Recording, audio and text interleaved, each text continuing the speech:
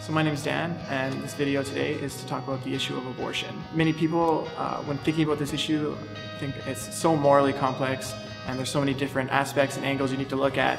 And the reason for this video is to simplify the issue and to get down the root problems of the issue of abortion. They go to the root of what it means to be a human being and the defense of the lives around us. So this is the Catechism of the Catholic Church, and essentially it outlines all the teachings of the Church in one giant handy book. So flipping to where the Church teaches about the issue of abortion, the very first paragraph says that human life must be respected and protected absolutely from the moment of conception.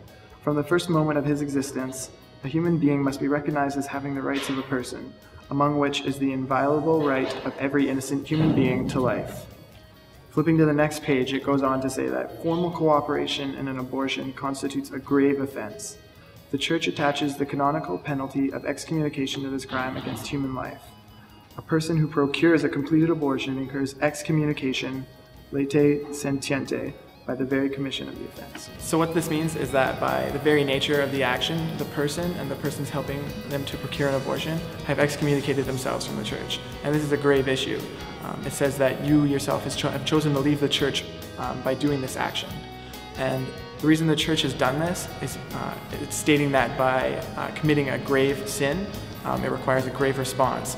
And it's calling people to bring themselves back to holiness and bring themselves back to the Church in the way that God wants them to. So the bottom line of the issue is that by Church teaching, this is the unjust taking of an innocent human being's life. The pro-life arguments are scientifically sound for two main reasons. The first one being that the unborn child is a genetically separate being from its parents.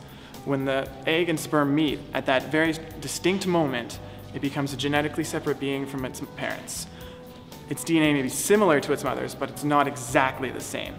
So we would never look at a mother and say that if she has a male child in her womb, that she's part male, right? It's a genetically separate being that's just inside the mother. We also consider the pro-life argument scientifically sound because of the law of biogenesis. And the law of biogenesis states that living things create living things like themselves. We would say dogs would create other dogs. Cats create other cats. In the same way, human beings create other human beings. At that moment of conception, that's when it becomes a human being. And science tells us this. And now we look to philosophy to show that that human being has value. So it's true that there are differences between the unborn and the born, but these differences are not morally relevant to the argument of abortion. These differences can be remembered with the acronym SLED. And these four differences are size, level of development, environment, and degree of dependency. And it's true that they do exist between the born and unborn, but they also exist between two born people, so they shouldn't be used to disqualify the unborn as humans. So the first difference between born and unborn humans is size. And many abortion advocates would argue that because the unborn are smaller or just a clump of cells, that they are not deserving of personhood rights. But that difference exists between me and Angela here.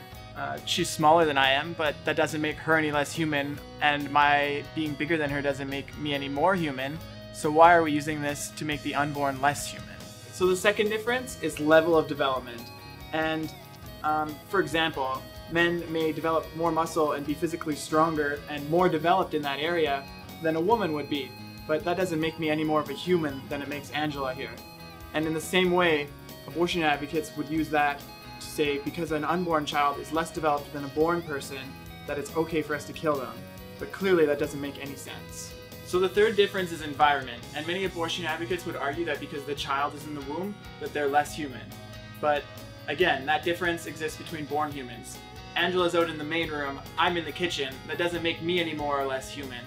So why does it make the unborn child less human? Our location doesn't determine our personhood.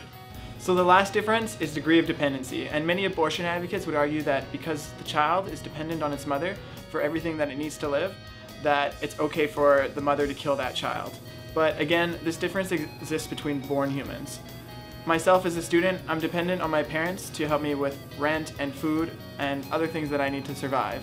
Whereas Angela, who's a graduate already, is independent and paying for all her own living expenses. Does this make me any less human? Of course it doesn't. So we know because of science and philosophy that the unborn are valuable and living human beings, and we need to stand up for them because 100,000 unborn children are being killed every year in Canada. If you're interested in getting involved in the pro-life movement at York, you can visit the website ypyatyork.ncln.ca.